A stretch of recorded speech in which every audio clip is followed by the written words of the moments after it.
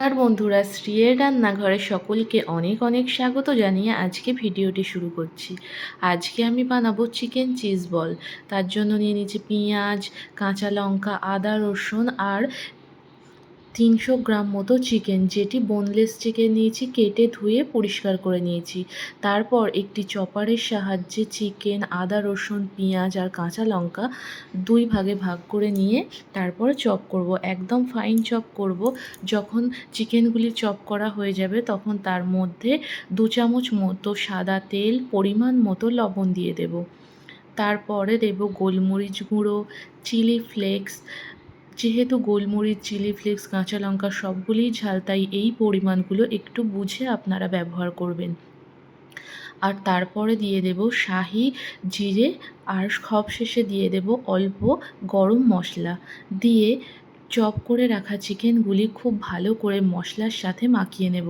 আর এখানে আমি ব্যবহার করেছি কিউব চিজ, যেগুলি ছোট ছোট করে পিস করে নিয়েছি। আপনারা এখানে মজরেলা চিজও ব্যবহার করতে পারেন, কিন্তু আমার কাছে এই চিজটি ছিল তাই এটিই ব্যবহার করেছি। মশলাগুলি চিকেনের সাথে খুব ভালো করে মিশিয়ে নেব। তারপর হাতে সর্ষের তেল মাখিয়ে এভাবে চিকেনগুলি বলের আকার করে বানিয়ে নেব। এই চিকেন চিজ বলটি বানাতে খুবই কম সময় লাগে আর খুব সহজভাবেও বানানো যায়, কিন্তু খেতে ভীষণ সুন্দর হয়, একেবারে রেস্টুরেন্টের মতো হয়। আপনারা এটি অবশ্যই বাড়িতে একবার এই প্রসেসে বানিয়ে দেখবেন। আর এটি চাইলে আপনারা পুরো প্রসেসটা মিক্সির মধ্যেও করতে পারেন।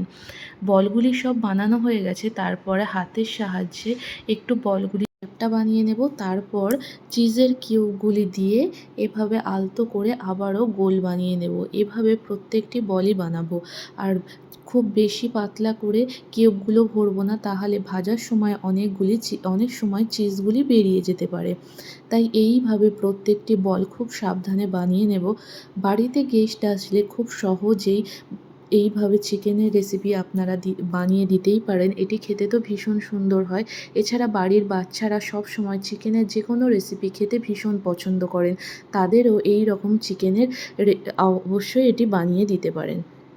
এইভাবে প্রত্যেকটি বল বানিয়ে নিয়েছিলাম। তারপর নিয়ে নিয়েছি বেড ক্রামসের মধ্যে প্রথমে বলগুলি কোটিং করে নেব। আমি এখানে ডবল কোটিং করছি, তাই প্রথমে বলগুলি ব্রেড ক্রামসের মধ্যে একবার কোট করে নেব। এভাবে সবগুলি বল ব্রেড ক্রামসে কোট করে নেব।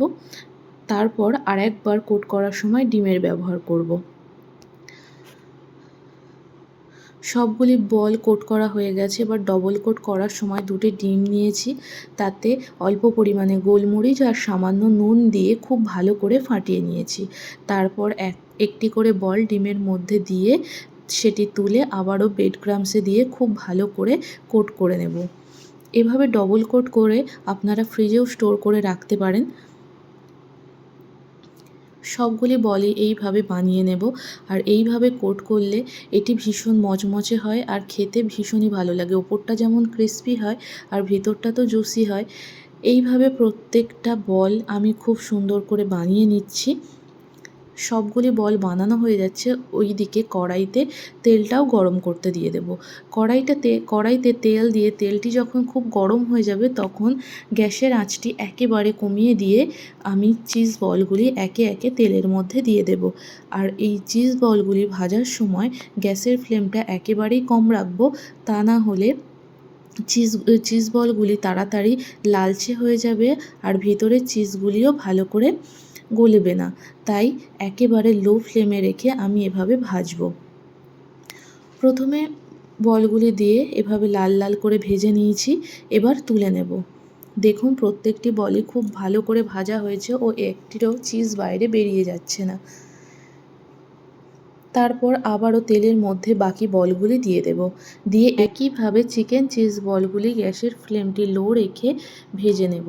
আমার ভিডিওটি যদি ভালো লেগে থাকে অবশ্যই একটি লাইক করবেন, আর যদি আমার চ্যানেলে নতুন বন্ধু হয়ে থাকেন চ্যানেলটিকে সাবস্ক্রাইব করবেন, আর যারা ফেসবুক থেকে দেখছেন ফেসবুক পেজটিকে অবশ্যই ফলো করে দেবেন।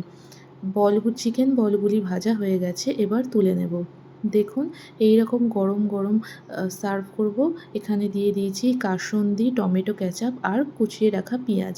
একটি বল আপনাদেরকে ভেঙে দেখাচ্ছি। দেখুন চিজগুলি মেল্ট হয়ে গেছে। আর এটি খেতে ভীষণই সুন্দর হয়েছিল, একেবারে রেস্টুরেন্টের মতো। এর স্বাদটি অসাধারণ সুন্দর হয়। আপনারা অবশ্যই এটি বাড়িতে একবার বানিয়ে দেখুন আর কমেন্ট করে জানান কেমন হয়েছে। দেখা হচ্ছে আপনাদের সাথে পরের কোনো ভিডিওতে।